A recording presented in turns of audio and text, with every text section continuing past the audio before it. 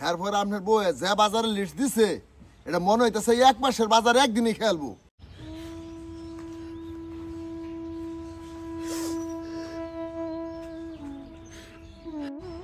কি হইছে বউ? এটা বই বই কান্তাছো কে?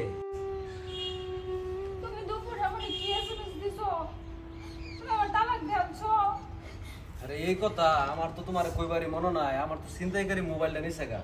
আমি তো তোমারে দুপুরের পর তো ফোন দিবার হইতেছি না। আমার বিশ্বাস হয় না, তোমার যে নাম্বার নিছে গা ওইটা তো তুমি কল দাও। আমার তো মোবাইল নাই, তোমার মোবাইলটা দাও। কল দিয়া সাউন্ড জুড়ে দিবা যাতে আমি শুনি।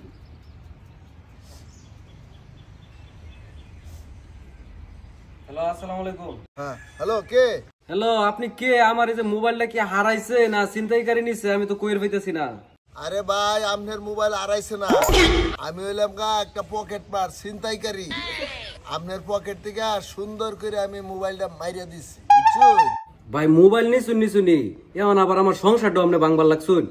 আরে মে রাহুন আমনে সারাটা দিন আপনার বউ আমার যে জ্বালানি জ্বালাইছে, এটা যদি আমার বউ হইতো তাহলে আমি সত্যি সত্যি আমি ওর আজকে তালাক দিতাম। কি করছে ভাই আপনি জানেন? এই প্রথম কইতেছে যে এই তুমি অফিসে গেছো, তারপরে কইতেছে যে সাবধান অফিসে ওইসব মায়া ছেলের লগে তুমি কিন্তু কোনো ফাইজলামি দুষ্টামি ওইদিকে চায় থাকবে না। তারপরে কইতেছে যে তুমি অফিস থেকে আজকে আসার সময় দেরি করবে না, তুমি প্রত্যেকদিন কিন্তু দেরি করো। তারপরে আপনার বউ যে বাজারে লিস্ট দিছে এটা মনে হইতেছে 1 মাসের বাজারে একদিনই খেলবো। এটা আপনার বউ না, বুঝছুন? এটা শুরু খাটু একটা রাক্ষসী।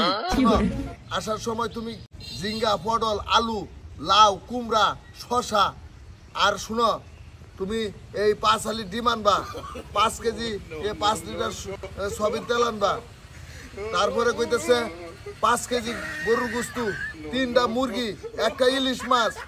তারপরে কইতেছে যে তরকারি রান্নার যে সকল মশলা লাগে সব কিন্তু নিয়ে আইবা। যদি না নিয়ে আসো তাহলে আজকে তো তোমার একদিন কি আমার একদিন। এরপরে কতক্ষণ পরে পরে খালি মোবাইলের মধ্যে টুং টাং শব্দ হয়। আর কতগুলি রিং যে দিছে, আমি কি আপনার এই মোবাইলের মধ্যে আপনার বউয়ের সাথে কথা বলতে পারি?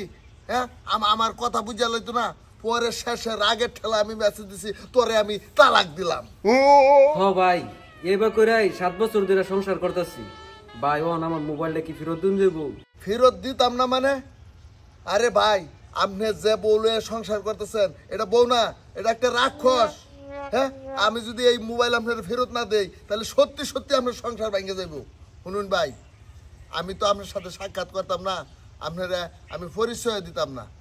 একটা কাজ করেন, ওই যে ফিশারিটা আছে না, ওই ফিশারির ওইখানে দেখবেন একটা বড় একটা জাম গাছ আছে।